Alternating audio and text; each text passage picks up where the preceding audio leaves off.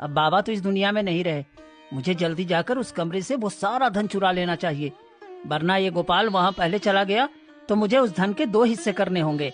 एक तरफ मदन अपनी चालाकियों से उस धन को पाने की जुगत में लगा हुआ था, वहीं दूसरी ओर गोपाल, जो मदन का छोटा भाई था, उसे अपने बाबा के जाने का बड़ा गम था।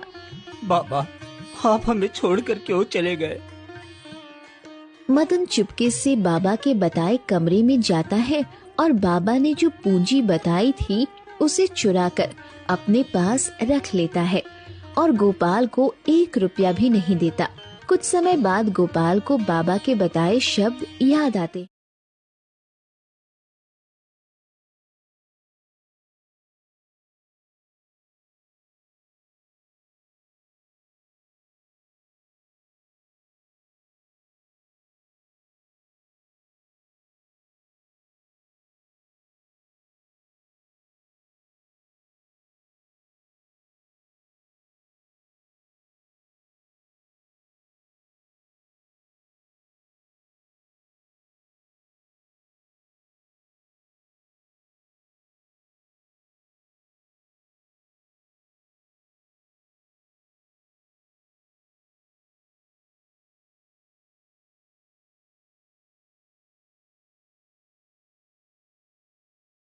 भैया, इस धन के बारे में तो हम दोनों के अलावा किसी को भी नहीं पता था।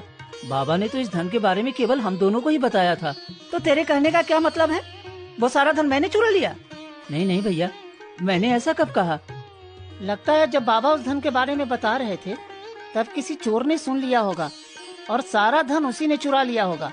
अब तू जा कोई काम ढूंढ, ऐसे गुजारा नहीं चलने वाला। बाबा ने हमारे लिए जो पूंजी छोड़ रखी थी वो अब गई, हमें उसके भरोसे नहीं रहना चाहिए। ठीक है भैया, आप सही कह रहे हैं। ठीक है, फिर तू अपने रास्ते जा और मैं अपने रास्ते। एक काम कर, तू छोटा है इसलिए तू इस घर में रह, मैं अपने लिए पास में कोई और घर देख लेता हूँ।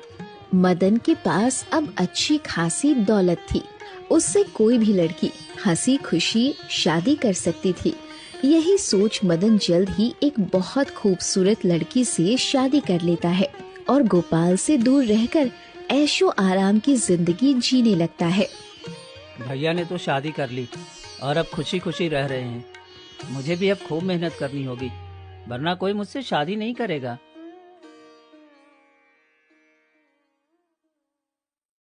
गोपाल जंगलों में जाकर लकड़ी काटता है, फिर शाम होते ही उसे बाजार में जाकर बेच आता है। उसमें उसे थोड़ी बहुत ही कमाई हो पाती थी। ना जाने मेरी किस्मत में क्या लिखा है, सारा दिन धूप में जंगलों में मरो फिर भी कुछ हासिल नहीं होता। ऊपर से यह गरीबी, अगर ऐसे ही चलता रहा तो कोई मुझसे शादी नहीं करेगा। एक काम करता हूँ, भैया के पास जाकर कुछ मदद मांगता हूँ। गोपाल अपने बड़े भाई मदन के पास जाता है। भैया, कैसे हैं आप? अरे तू यहाँ, क्या हुआ? तेरा काम तो सही चल रहा है ना? नहीं भैया, मैं तो वहीं के वहीं पड़ा हूँ। मुझे भी बताइए ना बोराज, जिससे आपके पास इतना धन आ गया। आप तो जल्दी ही काफी आगे बढ़ गए और एक मैं हूँ कि वहीं पड़ा हुआ हूँ। भैया, मुझे तो फिक्र होने लगी है। कैसी फिक्र? भैया, मेरी गरीबी को देखकर कौन लड़की मुझसे शादी करेगी? बस मुझे सबसे ज्यादा यही चिंता है।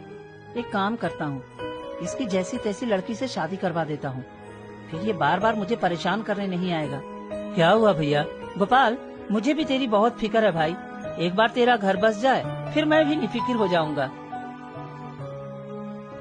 कुछ दिनों में ही मदन अपने भाई गोपाल की शादी एक बहुत ही गरीब लड़की से करा देता है। गोपाल उस गरीबी में अपनी पत्नी के साथ जिंदगी गुजारने लगता है। भाग्यवान, ओ भाग्यवान, मैं जंगल जा रहा हूँ लकड़ी काटने। एक आध रोटी है तो दे दो, रास्ते में बड़ी भूख लगती है। घर में सारा राशन खत्म हो गया है जी, कहाँ से दूँ आपको रोटी? चलो कोई बात नहीं, आज पानी पीकर ही काम चला लूंगा। कोशिश करता हूँ आज कुछ लकड़ियाँ मिल जाए ताकि मैं भूखा न रह सकूं। गोपाल घड़े में से पानी निकालता है और पीकर जंगल की ओर लकड़ियाँ काटने निकल जाता है। जब वो लकड़ियाँ काट रहा होता है तभी उसे बहुत सारे घोड़ों की आवाज सुनाई देती है। अरे ये क्या, इतने सारे घोड़े, और ये लोग कौन हैं? गोपाल डर के मारे पेड़ पर चढ़ गया और पत्तियों में छुपे छुपे उन सभी को देखने लगा। इतने सारे लोग, वो भी झुंड में, ये हैं कौन? और ये सभी यहाँ क्या कर रहे हैं? लगता है ये सभी लोग चोर हैं। गोपाल पेड़ पर छुपे छुपे सारा नजारा देख रहा होता है। अरे जल्दी करो, घोड़े से सारा सामान उतारो। बाप रे, इतना सारा रुपया पैसा। सारे चोर जल्दी जल्दी घोड़े पर से सामान उतारने लगते हैं। चोरों का सरदार भी एक गुफा के पास जाता है जहाँ एक बहुत बड़ा पत्थर गुफा के दरवाजे पर अड़ा रहता है।